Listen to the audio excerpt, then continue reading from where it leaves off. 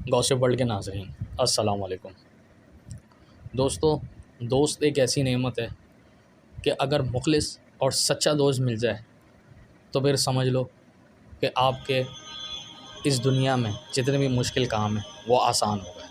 आप तन्हा नहीं, आपको एक उम्मीद लगी रहती कि मेरा दोस्त मेरे साथ है, अच्छे वक्त में भी और बुरा वक्त में भी।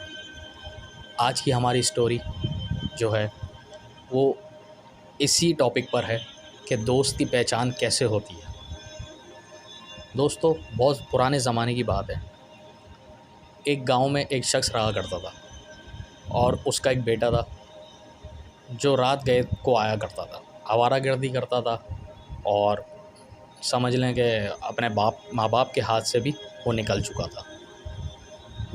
दोस्तों, एक दिन रात को जब वो देर से अपने घर पे पहुंचा तो उसका जो वालिद था वो जाग रहा था और उसने कहा, बेटा तुम एक काम करो, जिस दोस्त के पास से आए हो मुझे भी उसके पास ले चलो, मैं भी उससे मिलना चाहता हूँ।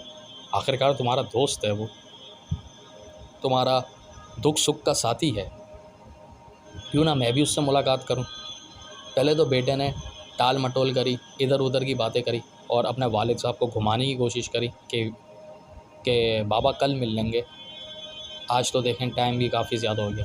उसने कहा, नहीं, वो तो जाग रहा होगा, तुम जब अभी आए हो तो वो भी जाग रहा होगा, तो चलो अभी मुलाकात करते हैं। बहरहाल बाप के कई असरार पर बेटा राज़ी हुआ और वो दोनों गए। उसके घर पे आके उसका दरवाज़ा खटखटाया तो कोई ना आया। लड़के ने काफ़ी देर तक उस दोस्त को आवाज़ भी दी, तब भी कोई ना आया। फिर थोड़ी देर बाद बालकनी से एक बुज़ुर्ग ने झांक कर देखा और कहा, क्या हुआ बेटा, इतनी रात को तुम आए हो, खैरियत? उसने कहा, नहीं नहीं चाचा, सब खैरियत है, बस मेरे दोस्त को मुझे बुला दें। मैं कहा, अच्छा। उस चाचा ने वहाँ पर उस लड़के को आवाज़ दी लेकिन वो ना आया। उसने कहा, बेटा वो सो गया है, वो नहीं आएगा। बहरहाल उसने कहा कि चाचा एक एमरजेंसी हो गई है, एक मुसीबत आन पड़ी है, उसको बोलें कि मैं ये कह रहा हूँ, वो उठ के फ़ौरन आएगा। चाचा फिर अंदर गए और उसको बोला कि वो ये ऐसे ऐसे ये कह रहा है कि एमरजेंसी हो गई है, एक मसला हो गया है, तुम्हें वो बुला रहा है, आ जाओ। वो आना तो बहुत दूर की बात, उसने जवाब ही नहीं दिया किसी भी चीज़ का और वो सोता रहा। बहरहाल चाचा बाहर आया, उसने कहा, नहीं बेटा वो नहीं आ रहा, वो उठ ही नहीं रहा, मैंने तुम्हारा ये मसला भी बता दिया। अब जो लड़का था वो शर्मिंदगी के मारे नज़रें झुकाकर खड़ा हो गया और अपने वालिद साहब से नज़रें नहीं मिला पा रहा था, क्योंकि अक्सर वो लड़का अपने घर में अपने दोस्तों की बहुत तारीफ़ करता था, कहता था मेरे दोस्त इतने अच्छे हैं, मेरे दोस्त यूँ हैं, दुख सुख के साथी हैं, अच्छे वक्त में भी काम आते हैं, बुरे वक्त में भी काम आते हैं। बहरहाल वो सारी बातें उसकी आंखों के सामने घूम रही थी। फिर उसके बाप ने कहा कि बेटा चलो आओ, मैं तुम्हें अपने एक दोस्त के पास लेकर चलता हूँ। वहाँ से फिर ये दूसरे गांव पर पहुँचे तो अज़ानों का टाइम होने ही वाला था। उस दोस्त का नाम था जमील ख़ान।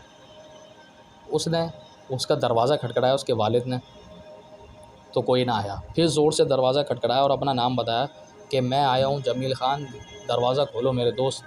फिर भी कोई जवाब ना आया। बहरहाल वो जो लड़का था जो थोड़ी देर पहले शर्मिंदगी से मुंह झुकाए खड़ा था, अब उसके चेहरे पर एक मुस्कुराहट थी, एक तकब्बुराना मुस्कुराहट थी कि मेरा दोस्त तो चले गद्दार निकला ही निकला, अब्बा जी आपके दोस्त भी किसी काम के नहीं निकले, फ़र्क क्या रह गया मेरे दोस्तों में और इसके दोस्तों में। उसके दिल में यही बातें आ रही थी कि वो सोच रहा था अब्बा घर आके अपने अब्बा को यही बातें कहूँगा। कि थोड़ी देर बाद देखा किसी के चलते हुए आने की। बहरहाल दरवाज़ा खोला और वो जो दोस्त था जमील ख़ान, वो उस लड़के के वालिद से लिपट के रोया और कहा कि मुझे माफ़ कर देना मेरे दोस्त, देर इसलिए हुई कि पहले मुझे यकीन नहीं आ रहा था कि तुम आए हो, क्योंकि तुम 30 साल बाद आज मेरे पास आए हो। फिर मुझे ये लगा कि यार ये किसी मुसीबत में तो नहीं आया, इसलिए अपनी सारी जमा पूंजी इस पोटले में डाल रहा था। और फिर मैंने सोचा कि कोई पंचायती मसला हो तो अपनी पगड़ी भी लेकर आ गया हूँ। अब बताओ मेरे दोस्त कि मसला हुआ क्या है और मैं तुम्हारे क्या काम आ सकता हूँ। ये सब सुनना था।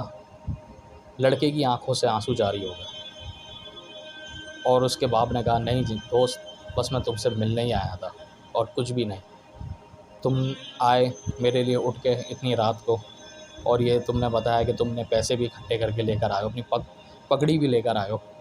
बस मेरे लिए यही काफ़ी है और मैं अल्लाह का शुक्र अदा करता हूँ कि तुम्हारे जैसा अच्छा नेक दोस्त मुझे अल्लाह पाक ने अता फ़रमाया।